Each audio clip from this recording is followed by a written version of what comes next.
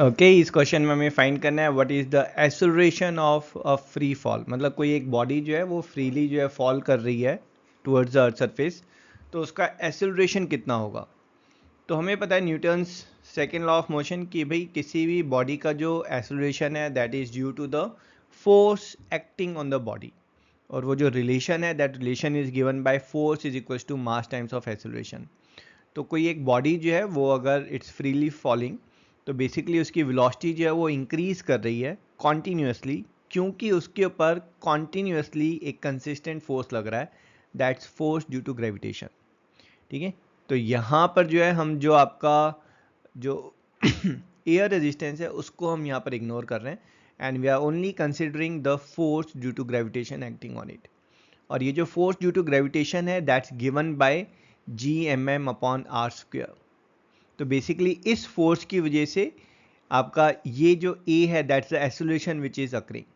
तो ये जो फोर्स का फॉर्मूला है that's we call it as observation number 2, इसको हम फर्स्ट वाले फॉर्मूला में हम रिप्लेस करेंगे। So what will get is mass times of acceleration is G M M by R square.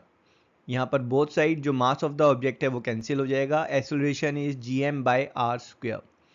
Basically अगर एक लाइट बॉडी है, हैवी बॉडी है, doesn't matter, whatever is the mass of the body, they will undergo, everyone will undergo the same acceleration, that's gm by r square। क्योंकि यहाँ पर G M R जो है ये सारी चीज़ें जो है फिक्स्ड है। जी आपका यूनिवर्सल कांस्टेंट है, एम जो है मास ऑफ अर्थ है, R is radius of earth. तो ये वैल्यूज जब आप यहाँ पर पुट करेंगे इनफैक्ट, तो आपके पास ये जो ए है that will come as 9.81 meter per second square, और ये जो एक्सेलरेशन ड्यू टू ग्रेविटी है 9.81 मीटर पर सेकेंड स्क्वायर, इसको हम जी भी बुलाते हैं। तो all the bodies which are freely falling on the earth irrespective of their mass, ठीक है, irrespective of their mass they will undergo the same acceleration of 9.81 meter per second square.